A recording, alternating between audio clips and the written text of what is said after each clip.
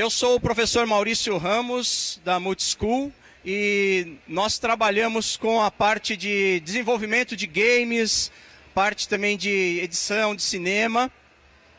E vamos falar hoje um pouquinho sobre como funciona, né, esse mundo todo virtual, como que a gente faz a criação dos jogos, como que se faz a criação daquele mundo virtual do cinema, tá? A gente já fez vários trabalho para a Sony, trabalho para a Microsoft, participamos de feiras como a Brasil Game Show, a BGS, né, ali dando suporte. Então a gente vai passar um pouquinho do que a gente viu e do que a gente vê nesse mundo, né, dos jogos e do cinema para vocês. E a nossa palestra deve durar aí em torno de 30 minutos mais ou menos. Muito bem, o que são os efeitos especiais? A gente ouve tanto falar sobre efeitos especiais. Deixa eu tirar o microfone aqui, porque senão pareço um cantor. Então, o que são os efeitos especiais, né? Hoje em dia, se a gente for criar um filme, a gente vai colocar certamente nesse filme uma série de efeitos. E esses efeitos, eles são feitos digitalmente. Mas não foi sempre assim. Aqui a gente tem um exemplo de um filme do Carlitos, né, onde o efeito especial era feito de que forma? Você clonava as imagens, né, repetia essa imagem várias vezes e aí você dava aquele efeito de várias pessoas, da mesma pessoa descendo várias vezes. Se eu fosse fazer isso hoje, eu faria de que forma? Eu faria isso digitalmente, através de computador e tudo mais. Mas não era assim. Então, antigamente, você fazia os cortes do filme, você fazia isso quadro a quadro, era muito mais trabalhoso. Então, hoje a gente consegue fazer esses efeitos todos digitalmente, através de técnicas que nós vamos abordar aqui na palestra. Um dos filmes de maior sucesso da história é o Star Wars.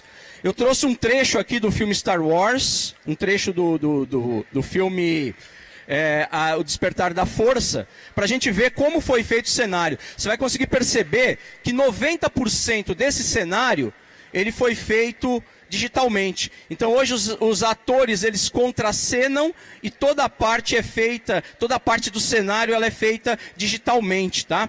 Então aqui vamos pegar um trechinho do filme para a gente ver como foi feita a montagem dele.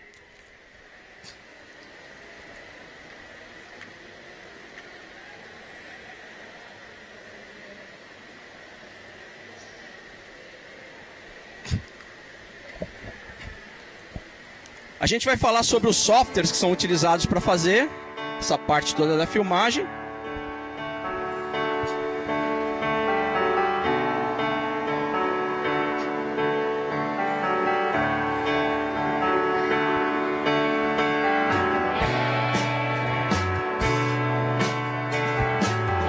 O que a gente usa nesse filme é muito parecido com o que é feito no videogame também, né?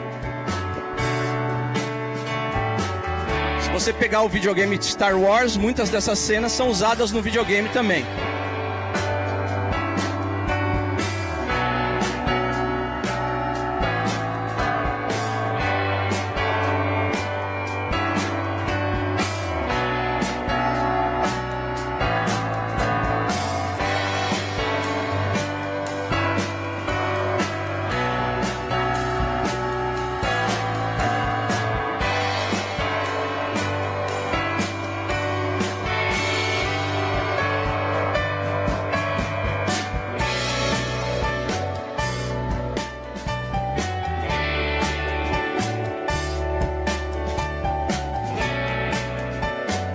Tá vendo toda a parte do planeta, das naves que são criadas, o ambiente todo onde está o filme, né? Todo ele é feito através de computação gráfica e as gravações são feitas dentro de estúdio, né? Algumas partes só que são externas, mas a grande maioria é feita em estúdio. Você vê a composição dos personagens.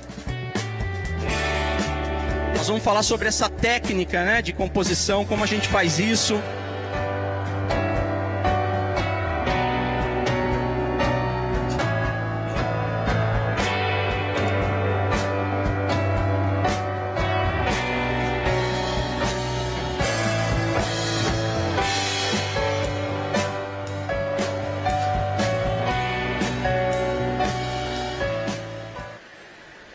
Então aí tá. um dos softwares que são utilizados, né, muitos dos softwares às vezes utilizados nos filmes, eles são inclusive desenvolvidos pelos estúdios. E desses softwares depois são feitas versões que são comercializadas no mercado. Mas aqui eu estou dando o exemplo do 3D Max. É um software utilizado, inclusive, no filme Star Wars, para a criação dele. E é um software que está disponível, né, para qualquer pessoa poder utilizá-lo, tá?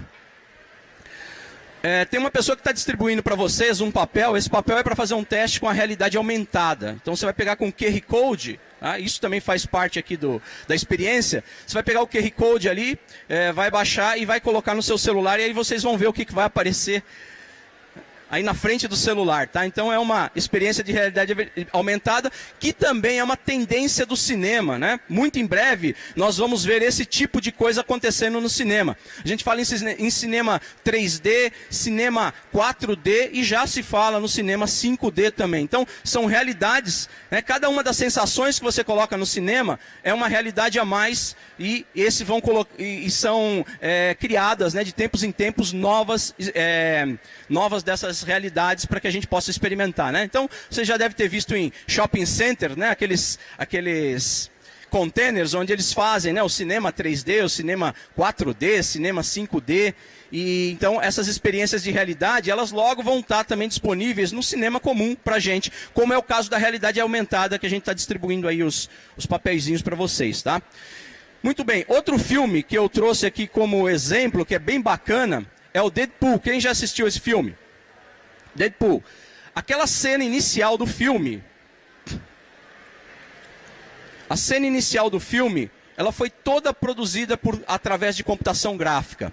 O ator, ele contracenou em cima, né, de um tablado verde, e tudo que você vê em volta dele, pista, carro, tudo aquilo foi feito por computação gráfica, né? Quando você vê o filme, você até fica se imaginando, né, como é que os caras fizeram a filmagem disso.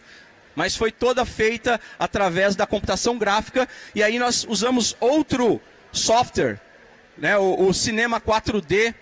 É um software alemão, também bastante utilizado no cinema para produção, tá? Então, veja, esse software que eu estou falando para vocês são para a produção de efeitos especiais.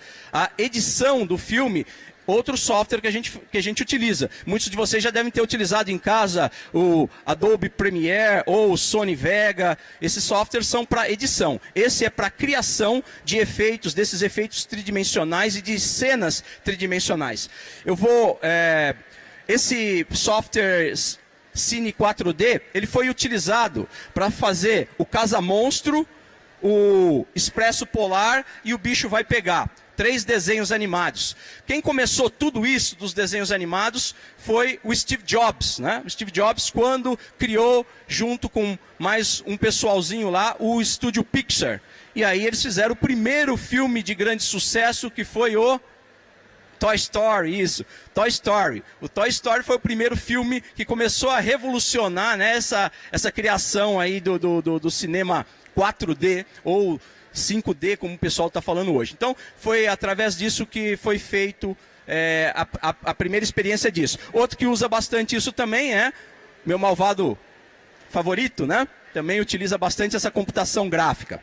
Vamos ver então o Deadpool. Um trechinho dele, da criação, e vocês vão perceber bem como funciona a criação do cenário todo. Aquele que a gente viu Star Wars é ficção científica, né? Esse daqui também é uma ficção científica, mas já no ambiente que nós estamos acostumados. Então essa é a cena original, e aí nós vamos fatiar essa cena para vocês perceberem como ela foi montada.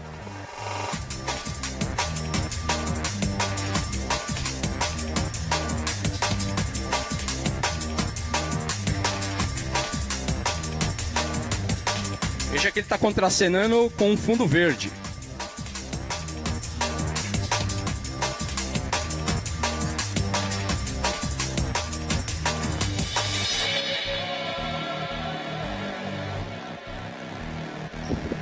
Nem os carros, né, que o cinema destruía hoje, né, você pode economizar fazendo isso tudo em computação gráfica, né? Isso diminui bastante o orçamento do filme, né? Fora que o diretor pode abusar bastante das cenas, né? Você imagina o dublê fazer isso que está aparecendo aí na tela.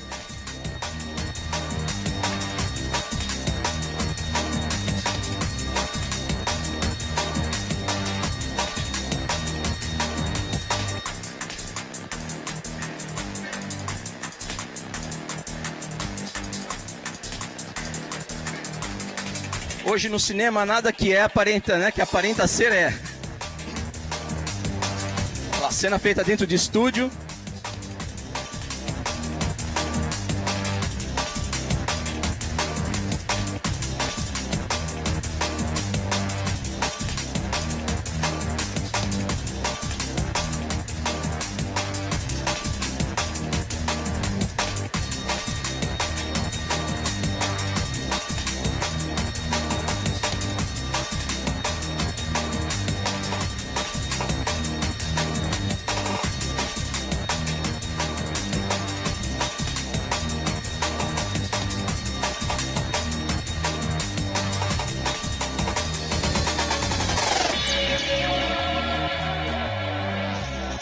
A cena que eu mais gosto desse filme é o final, quando ele dá aquela volta e atira nos bandidos, né? Isso na realidade ele tomaria uma rajada de rifle ali, de metralhadora, né? Mas aí a gente consegue fazer no cinema.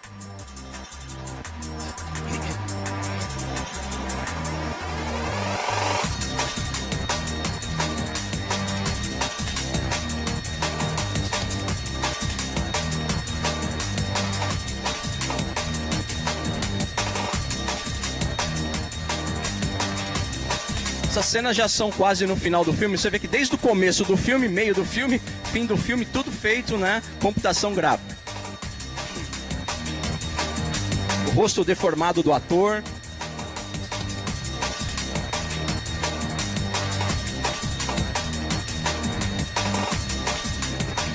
Aí a cena legal. A segunda cena é mais bacana ainda. Você já fica imaginando, né? Colocaram cordões no ator para ele fazer isso, né? E aí facilitou porque ele está fantasiado, né? Ele está com essa fantasia, isso facilita ainda mais você criar isso virtualmente, né? Essa cena aqui é muito 10. Então tá aí, né? O filme é todo feito. E o bacana, outra coisa que a gente tem a comentar desse filme, foram a parte de masterização do filme e de renderização. Vocês sabem o que é renderização? Renderização, para quem não sabe, é o seguinte: você cria todas as cenas, edita elas e depois você tem que renderizá-la, o quê? Fazer o computador pegar aquele esqueleto que a gente criou e aí então editar ele, né, em alta resolução. Isso demora muito tempo, ainda mais quando a gente tem esse tipo de efeito de computação gráfica. Para poder fazer o Deadpool, eles utilizaram alguns computadores de última geração e a NVIDIA, que é a fabricante, né, de GPUs, de processadores gráficos, cedeu para eles processadores de última geração para poder fazer isso. Então aqui eu coloquei um pouquinho, né, do que foi utilizado. Para quem está vendo pela internet, talvez não consiga ler aqui, eu vou ler, tá? Eu não gosto de ficar lendo slide, que é uma coisa chata, né? Mas eu vou ler para o pessoal da internet. Então essa cena de abertura do filme, ela foi feita totalmente no GC e ela deixou a renderização com o uso das CPUs de lado e foi utilizado então as GPUs da NVIDIA. Primeiro foram produzidos assets, né? O que são assets? São esses personagens, são os carros, são tudo, a gente chama de asset, isso que compõe o ambiente, todas as peças, os objetos e tudo mais, tá? E aí foi utilizado na sequência, né, pelo meio do Autodesk, do programa Autodesk, o 3D Max, aquele que a gente mostrou agora há pouco, né, foi utilizado para fazer a criação da cena. Depois, a renderização propriamente dita, ela foi feita através das placas, então, das GPUs da NVIDIA, e que concluiu a tarefa 15 vezes mais rápido do que se fossem feitos por CPUs. Alguém sabe um exemplo do que a gente faz muito rápido com GPU, além de jogar videogame e renderizar vídeo? mineração, criptomoeda, né? A criptomoeda, a mineração, Bitcoin, né? Que o pessoal faz aí, toda ela é feita na GPU, porque a GPU é muito mais rápida para fazer isso, né? Ela consegue fazer milhões de cálculos e deixar o processador liberado para as outras tarefas. Então, quando a gente vai fazer mineração de criptomoeda, a gente usa as GPUs. Vocês devem ter visto aí máquinas de mineração, né? Aquelas CPUs grandes e aquele monte de placa de vídeos em cima, 5, 6 placas, até já vi com mais, tá? Para poder fazer a mineração da criptomoeda. Então eles utilizaram a GPU para fazer isso. E foi utilizado os workstations, né? HP Z840, equipados com essas GPUs aí, Quadro M6000, que é um equipamento que custa, né? Só aproximadamente, aí, pelo que eu levantei, $500 mil, né? Então $500 mil.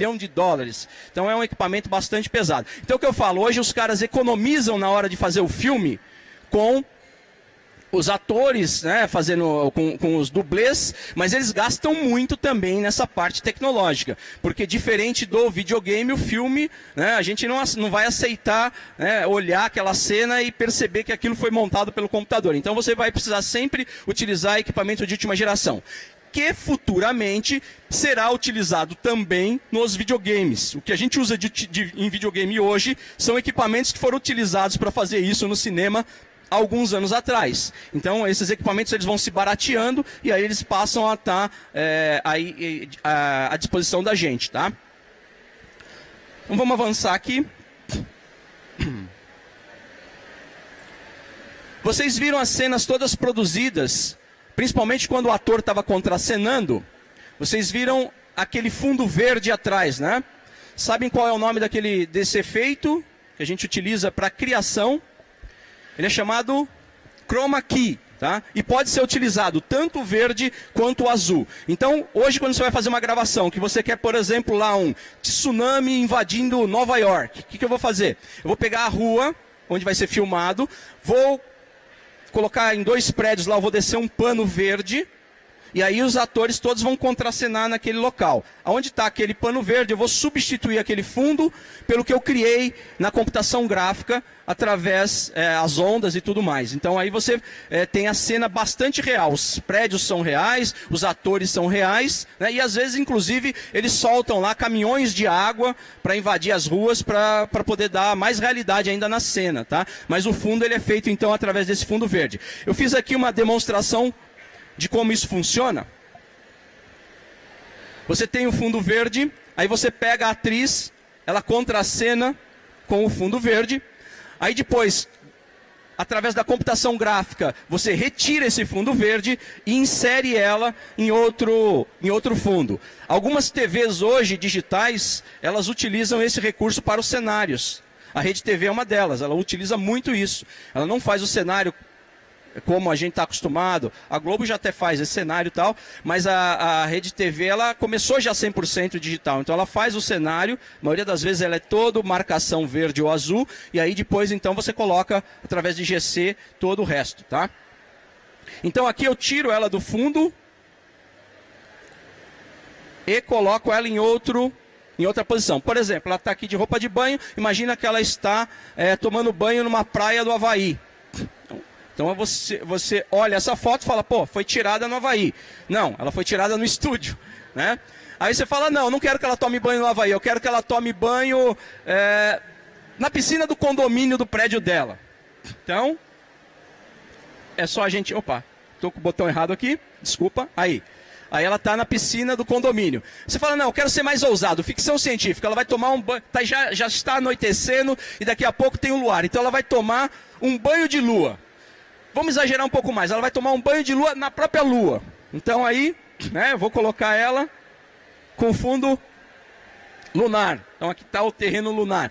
Então eu consigo fazer isso no filme. Aqui a gente está usando uma fotografia, mas eu conseguiria fazer isso através do filme, que são aquelas cenas que a gente viu ali. Então o ator contracenando e o fundo modificado, tá? Bom, então essa é a técnica para gravação de atores e da criação do mundo virtual, da realidade virtual. A gente tem uma outra técnica, agora já utilizada inclusive nos games, que é a captura de toda a expressão do ator além de toda a movimentação do ator, para daí eu poder criar o personagem através desses recursos virtuais. Então eu posso criar o personagem inteiro através de recursos desses computacionais. Quem assistiu o filme O Exterminador do Futuro, né, o último Exterminador do Futuro, você vê que tem uma cena que o Arnold Schwarzenegger, já velho, contracena com ele mesmo novo. Como foi feita essa cena?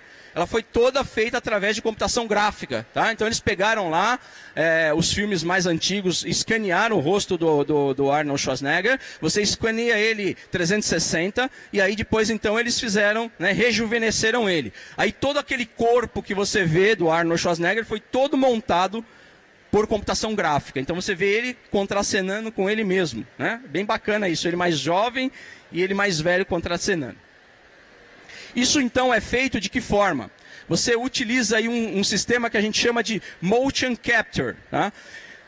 O mais simples dele, né, um dos primeiros a serem utilizados, é esse onde a gente coloca aqui alguns LEDs, né, uns sensores que emitem luz. Quem já utilizou os sensores do PlayStation 4, né? Então, aqueles sensores que a gente tem uma bolinha lá que ela muda de cor, né? Ela fica verde, ela fica vermelha, tal. É o mesmo sistema aqui. Então ele coloca em cada ponto a marcação e no software, ó, você vai ver essa marcação toda. Aí depois você cria todo o esqueleto do personagem e depois você vai forrar ele com as texturas. Aí então você faz toda a criação desse personagem. E é isso que a gente vê muito no videogame hoje, né? Os movimentos perfeitos. Se a gente pega aqueles videogames mais antigos, você vê, ele deixa um pouco a desejar. Mas você pega os novos hoje, nós vamos ver alguns exemplos aqui, você vai ver que ele é perfeito, tá?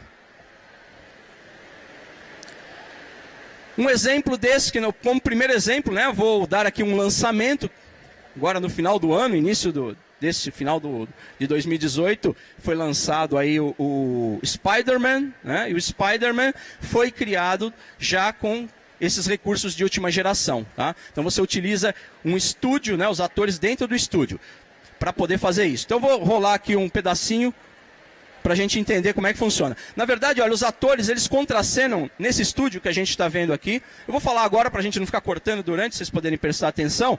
Eles contracenam nesse estúdio e existem monitores como esse que nós estamos usando aqui, onde mostra a prévia de como vai ficar lá no desenho, tá? No próprio jogo, tá? Então ele consegue entender um pouco do que está acontecendo ali. Então eles já fazem a prévia sem a textura, só os elementos, e aí ele olha no monitor e ele está entendendo o que está acontecendo com a cena, e obviamente o diretor já passou para ele como funciona aquilo. Então ele consegue ser um pouco mais realístico, porque é um pouco difícil você contracenar com nada, né? Imagina que tem um dragão aqui em cima de mim, e eu preciso jogar, né, alguma coisa para ele, como Treinar Meu Dragão, filme, né?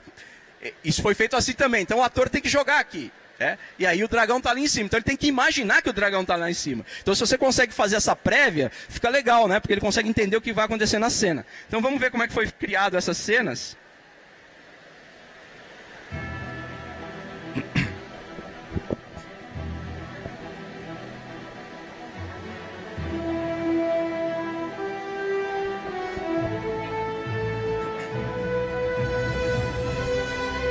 How do you like my new suit? Dashing. Where'd you get it? It's an exclusive club.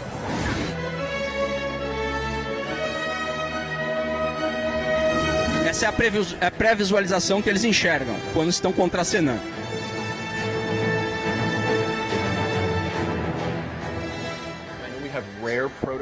Deixa eu avançar um pouquinho ele aqui.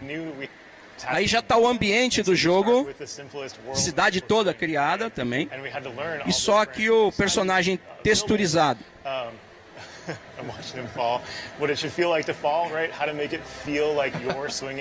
Alguém já jogou essa versão? Né? Bacana, né? Bem realístico também.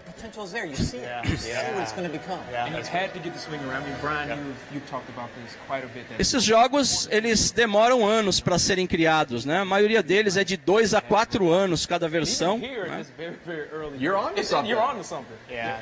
You got to give a lot of credit to the gameplay programmers and the animators who all collaborated on this. And that's one of the things that we believe in heavily is different teams working together. Vou colocar um pouquinho para frente. Isso.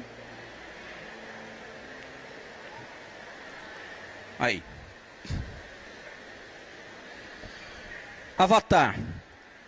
A nível de filme, né? 2 filmes a gente pode destacar como filmes que foram marcos, que revolucionaram a computação gráfica. O primeiro deles aconteceu em 1998, 99. Vamos ver se alguém sabe qual é o nome do filme. 98, 99, isso. Matrix, né? Foi o primeiro que começou a revolução. Matrix deu uma sequência, né, de 4 filmes Matrix. E ele começou mostrando cenas até então nunca vistas no cinema. E isso gerou novos softwares para a criação dessa realidade virtual, que ajudou na criação dos games também. Mais tarde, em 2009, surgiu o Avatar, que foi outro marco, né, inclusive do cinema 3D. O Avatar foi todo criado em 3D, então a sensação melhor que a gente tinha quando assistia o filme era quando a gente colocava os óculos 3D, né? Era impressionante você ver na floresta, né, as criaturas e tudo mais, era muito bacana. Então eles também revolucionaram principalmente a criação 3D, aquela criação que a gente viu da realidade virtual, essa do Matrix, foi um marco utilizado também no Avatar, mas o Avatar deu um passo à frente quando ele faz isso em 3D. Então fez essa melhora aí. Vamos falar agora sobre os games, né? Outra franquia de sucesso, que é uma das minhas favoritas, God of War. God of War feito pelo estúdio Santa Mônica. A última versão, a God of War 4, foi lançada agora em 2018, né? 2017 para 2018. E ele foi considerado o game do ano em 2018. Eu tive a oportunidade de estar com David Deff, que é esse carinha que aparece aqui na foto, é um dos chefes, né, da equipe da Santa Mônica. Tive com ele na Brasil Game Show 17, quando foi o lançamento. Conversei um pouquinho com ele nos bastidores lá antes de entrar. Inclusive ele perguntou o que era, né, a minha empresa, a Multi School. E eu falei para ele que era uma escola de criação de games. E ele falou, que bacana, se você tiver alguém lá bom na coisa, manda o currículo para mim lá no Santa Mônica que a gente chama o cara. E eu até falei para ele, cara, tu não quer levar o meu currículo para lá, que eu fecho a empresa aqui e vou para lá trabalhar no Santa Mônica, né? Que veja o tamanho da equipe do Santa Mônica, que está a minha foto junto com ele é mais baixinho que eu, né? Gente boa pra caramba, e a equipe muito grande, e essa versão da God of War levou 4 anos praticamente para ser criada, né? Então é um filme muito detalhista, um game, né? Eu falo filme porque ele parece um filme, ele é muito realístico, eles se basearam na mitologia agora nórdica, né? Saíram da grega para nórdica, e se você vê o uso das armas, de tudo, segue fielmente o que diz, né, na mitologia.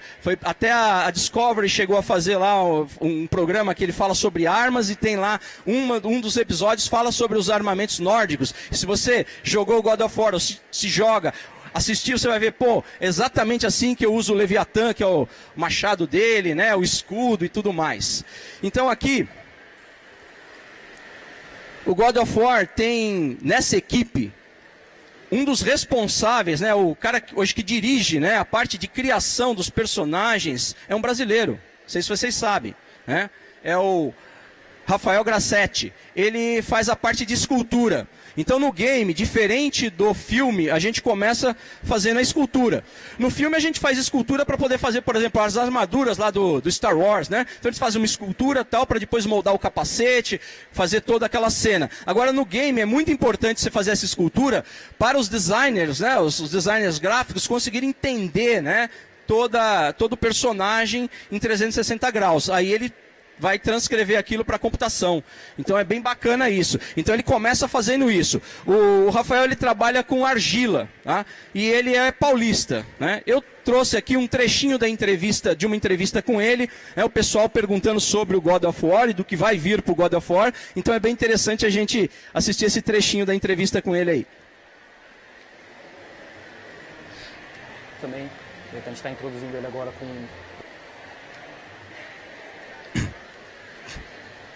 Não sei se vai dar para ouvir bem aqui, que eu acho que está um pouco baixo.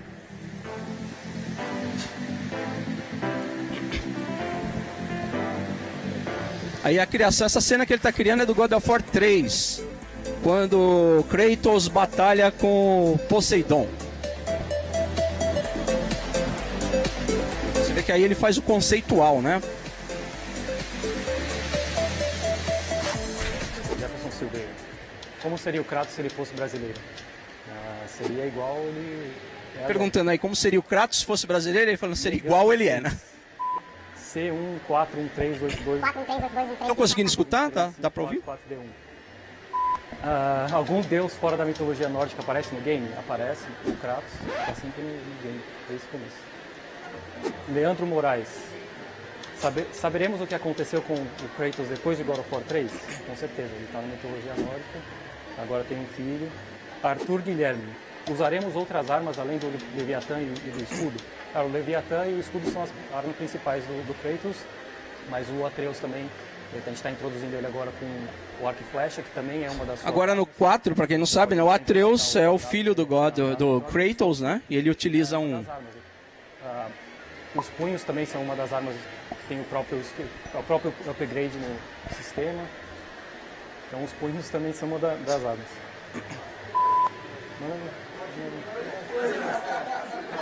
Ó, o Edum veio aqui, ele que mandou a pergunta.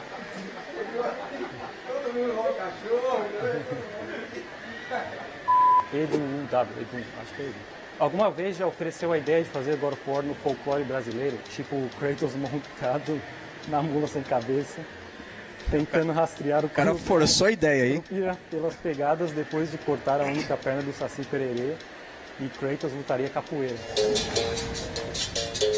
Kratos lutando capoeira ia ser bacana. Uma proposta aí pra Sony, porque com certeza vai vender muito aqui, principalmente no Brasil.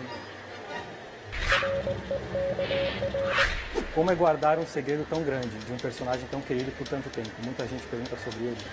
Cara, foi bem difícil. Eu estou nesse projeto há 5 anos já e os modelos desde o começo já estão prontos há muito tempo. Né? Então a parte mais difícil foi quando a gente não podia falar nada para ninguém. Foi difícil para contratar gente, para construir uma equipe em volta desse trabalho, desse projeto. Né? Mas acho que sabendo um pouco dos segredos e não poder falar também é um dos lados legais do projeto. Você fez o visual das armas e cenário, o seu trabalho foi diretamente com o Kratos. Eu comecei no estúdio quando o projeto estava bem no começo, então eu tive a oportunidade de trabalhar no Kratos e no Atreus, entre outros personagens.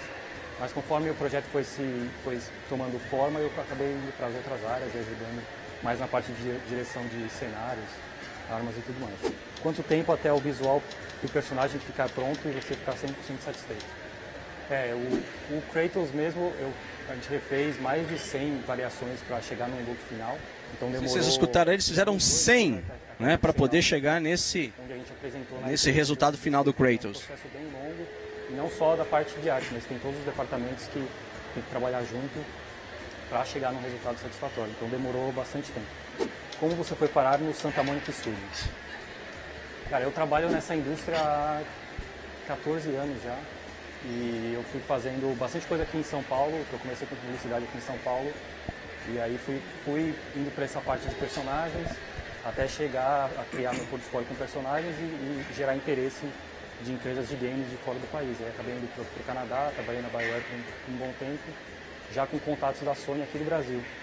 E aí depois de alguns anos eu fui para a Sony em San Diego, eu trabalhei como supervisor lá por alguns anos. E aí rolou a oportunidade de ir para Santa Mônica.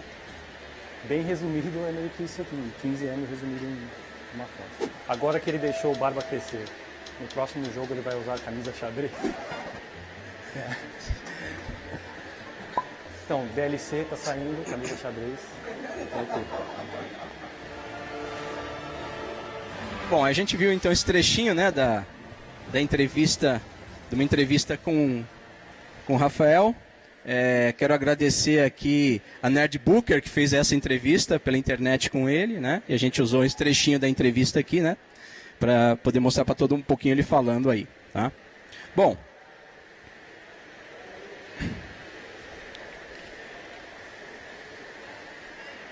Aqui a gente tem um trechinho do make-off do God of War. Eu dei exemplo, Rafael, mas assim, a gente tem uma porção de brasileiro trabalhando lá fora com isso, com criação de videogame, com a parte de criação gráfica nos filmes. No próprio estúdio Pixar tem vários brasileiros trabalhando. O brasileiro é bom nisso. Se der oportunidade para o cara se desenvolve. Né? Lá na própria escola eu já tive caso de aluno com 11 anos de idade que ele lançou um jogo na Play Store, fez uma campanha na escola dele, ele disse que na escola dele tem mais ou menos lá uns 1000 e poucos alunos, e ele colocou o jogo por R$1 e ele vendeu em 2 meses 4.000 cópias. Imagina, com 11 anos de idade, né, já ganhou, né, o dinheiro para pagar o curso dele todo e ficou no lucro, né? Então até eu tenho professores lá que dão aula de videogame e falam, cara, eu sou formado na faculdade, ainda não coloquei um jogo que eu ganhei dinheiro, até agora só estou trabalhando em projeto.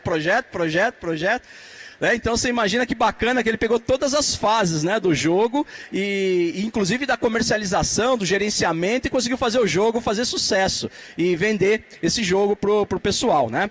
Aqui eu vou colocar um trechinho do making off do God of War para a gente perceber também essa parte toda de captura, muito similar àquilo que a gente viu lá no Spider-Man, né?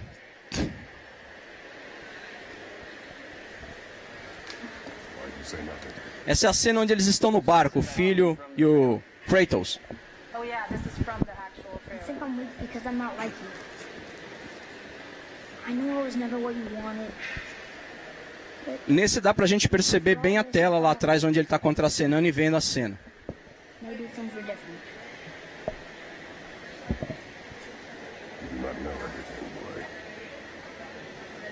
No.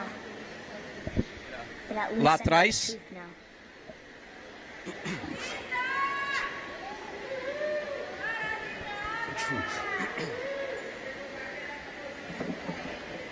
Why did you wait so long to tell me? Vejam que você tem uma câmera na frente que pega todos os pontos do rosto para poder fazer a expressão facial, né? Um pouquinho diferente do outro. Então essas câmeras aqui, você tem a marcação de pontos no rosto para você poder pegar todas as expressões. E isso é gravado, o som inclusive do que eles estão falando, isso já vai direto para o game, tá? Então a expressão, por isso que você vê hoje casar direitinho, né, as expressões, o movimento da face e tudo mais, tá? Aí tá o trabalho, né, final do God of War, algumas cenas dele. O jogo foi feito todo em 4K, bem bacana. Óbvio, para quem tem o console, né, o PlayStation 4 Pro e o PlayStation 5 também vai ter isso, tá? Eu tenho dois spoilers para mostrar depois disso para vocês, tanto do Kratos quanto da PlayStation. Aí tá o trechinho do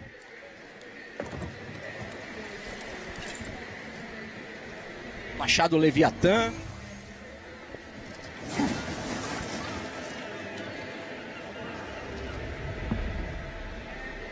You said I was cursed. Essa é aquela cena que nós vimos gravada lá, deles no barco. No. But at least I know the truth now. Então a gente vê que, mesmo, né, igual ao filme, né, o desenho, ambos utilizam os mesmos recursos para a criação hoje.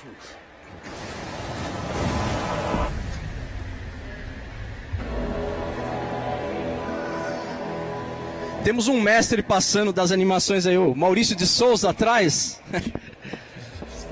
Maurício de Souza é mestre nisso, animações, olha lá, Turma da Mônica e tudo mais. Nos estúdios dele também se utiliza bastante a computação gráfica, né? Nada melhor do que ele aí.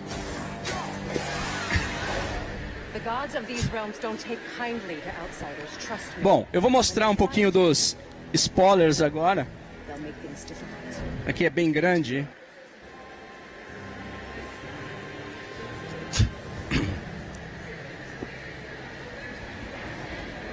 Deixa eu achar ele aqui um minutinho, peraí. Isso aqui eu não coloquei na apresentação, trouxe, né, pra gente poder ver. Estão reconhecendo quem é esse cara aí? Esse é o Atreus, né? O Atreus já velho, né? Então, o Atreus mais velho, o menininho lá, então seria aí o Atreus pro God of War 6, God of War 5, não sei, né? Seria o Atreus mais velho, tá? E o outro spoiler é o PlayStation 5, vou passar um conceitual dele, tá?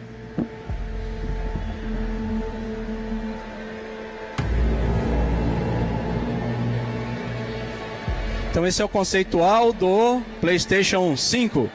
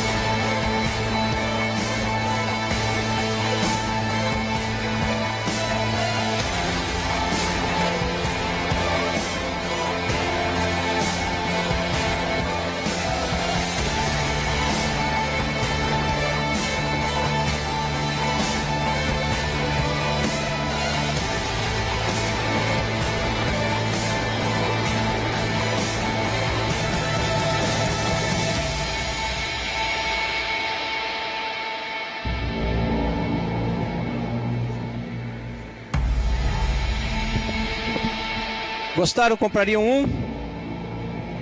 Gostaram do Atreus velho também? Tudo computação gráfica, tá? Isso não é o PlayStation 5, é só um conceitual feito nos equipamentos de computação gráfica, tá? Isso foi uma brincadeira que fizeram, mostrando o conceitual. Aqueles dados que estão sendo mostrados no PlayStation 5 são dados que a Sony está fornecendo pouco a pouco, que terá o novo console, tá? Mas ficou bacana o que os caras fizeram aqui, né? Poderia ser já o PlayStation 5, tá? Mas isso tudo é aquilo que a gente falou durante a palestra, né? Computação gráfica, eu consigo criar qualquer coisa. A mesma coisa acontece lá com o Atreus velho, tá? Também não é nada vazado do estúdio Santa Mônica, né? Tá na internet aí, se vocês quiserem fuçar, vão achar essas duas, tanto esse vídeo quanto a foto dele. E não é nada vazado, não tem nada programado ainda para ser mais velho. Pelo que eu tô sabendo, me parece que eles querem fazer um filme, querem fazer um jogo entre o God of War 3 e o 4 para entender o que foi que aconteceu, tal. Mas também não é nada oficial, tá? Mas então aí fica pra gente o potencial que é a computação gráfica, né? Tanto no cinema quanto nos games. Espero que vocês tenham gostado disso. Gostaria de fazer um convite para vocês, tá? Vocês estão vendo essa camiseta que eu estou aqui, a Raspberry Jam. Todo mundo sabe o que é um Raspberry? Aquele computadorzinho, né, pequenininho, tamanho de um cartão. Nós trouxemos para São Paulo a Jam, a Raspberry Jam. Fizemos a primeira em outubro do ano passado. E agora, no dia 2 de março, é o aniversário dele. 2 de março vai cair num sábado de carnaval. Obviamente nós não iríamos fazer no sábado de carnaval, apesar de muitos de nós não gostarmos de carnaval, nós gostamos de viajar, né? Mas nós vamos fazer no próximo final de semana, aí no final de semana do dia 9, lá na frente ali do Shopping Continental, vai ser a Raspberry Jam. Quem quiser mais informações pode acessar o site www.raspberryjam.com.br e fazer a inscrição, que é gratuita, tá? Ali a gente vai fazer oficinas, tá? Para mostrar a potencialidade do Raspberry. Vocês devem ter visto muito Raspberry aqui na campus, cara fazendo ali arcades com ele, né?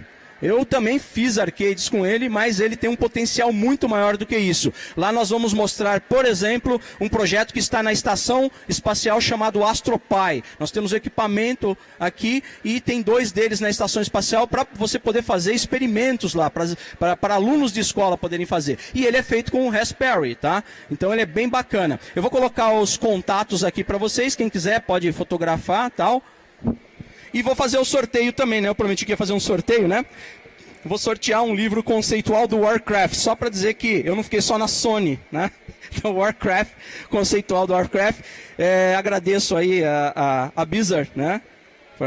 Por ter cedido aí pra gente fazer o sorteio com ele, tá? Na verdade, eu não vou sortear, eu vou fazer perguntas do que a gente falou aqui, né? E aí, quem acertar a pergunta... Primeiro que acertar a pergunta, ganha lá o livro, tá? Eu só vou colocar os contatos antes disso e a gente já parte para essa parte do sorteio. Aí tá a Jan, né? Então ela vai ser na Avenida dos Autonomistas 413. Depois quem quiser pode pegar aqui com QR Code, pega todos os dados, tá? E os nossos dados de contato, quem tiver dúvidas, quiser mandar e-mail para a gente, fazer alguma pergunta, né, eu tenho a maior boa vontade de atender. Tem o nosso canal também, que é o prof.Mauricio Ramos. A gente coloca algumas coisas no canal lá também, a respeito de games e de tecnologia em geral. Bom, quem sabe qual o nome dos 2 softwares que eu falei de edição 3D? Quem sabe quais são eles? Quem prestou atenção? Ninguém sabe os 2? Autodesk, o 3D, e o outro? Não. Um deles é esse. Quem mais sabe? Isso. Maxon Cinema 4D e o Autodesk, né? Aí, bom, um falou e o outro, um falou um e o outro falou outro. Então vamos tirar isso aí no par ou ímpar. Tirem no par ou ímpar aí para ver quem é que ganha. Então, vem até aqui, por favor, para receber. Qual que é o seu nome? Jefferson. Jefferson, parabéns. Obrigado pela presença na palestra e boa campus. Ah, sim, vai lá sim, vai na Jan lá que vai ser bem recebido, tá? Obrigado, pessoal.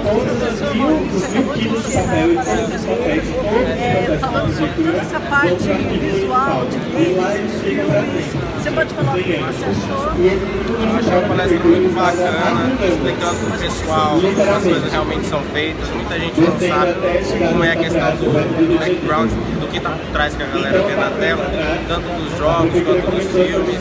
E isso são feitos muitas vezes com tecnologias que as pessoas podem obter e utilizar elas mesmas em casa, elas só precisam do know-how. Então ele trazer esse conhecimento pro pessoal, o pessoal saber que é um negócio que eles podem chegar a produzir, podem chegar a fazer jogo, às vezes até uma animação, um filme, alguma coisa do tipo em casa, é incrível. É bem bacana, é uma palestra bem completa. Eu acho que ela poderia retornar para Campus Party, quem sabe num palco maior da próxima vez, que é bem bacana. Eu achei bem legal. Bacana, muito obrigada. Muito obrigado.